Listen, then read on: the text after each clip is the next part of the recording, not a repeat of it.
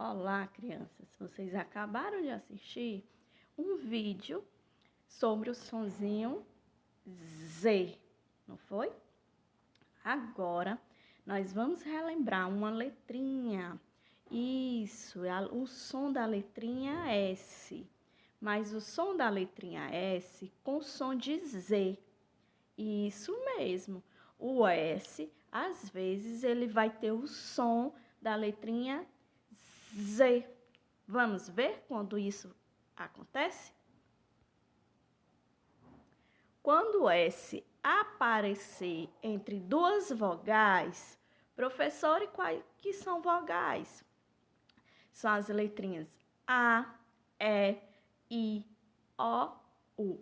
Quando o S aparecer entre essas letras que são as vogais, ele vai ter o som de Z.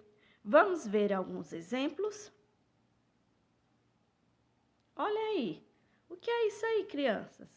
Uma mesa. E mesa se escreve com S ou com Z? Com S. Observem aí que eu tenho duas vogais entre a letrinha S. Toda vez que o S vier entre duas vogais, ele vai ter o som de Z. Vamos fazer a leitura? Mesa. Muito bem. Agora vamos ver outra palavra.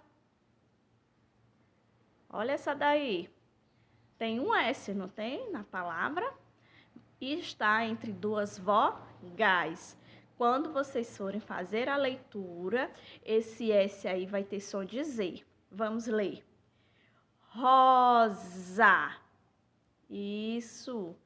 Rosa. Olha aí o S com som de Z. Vamos ver outra palavra. Olha aí também o S entre duas vogais. Agora vocês já sabem, né? Que esse S aí tem som de Z. Vamos ler. Vaso. Repetindo. Vaso. Vamos ler mais outra. Raposa. Repetindo. Raposa.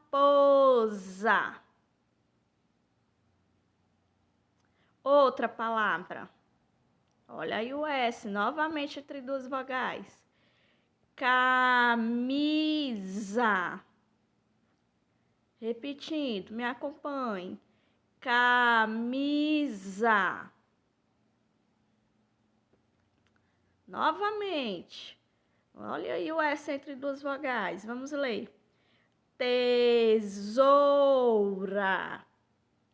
Repitam.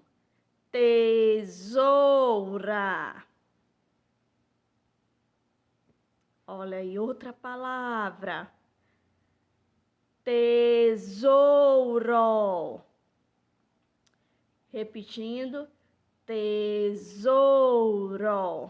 O S entre duas vogais continua com o som de Z. Olha aí essa outra. O S aí entre as vogais I e as vogais O. Vamos ler. Camisola. Isso. Camisola. Não se esqueçam.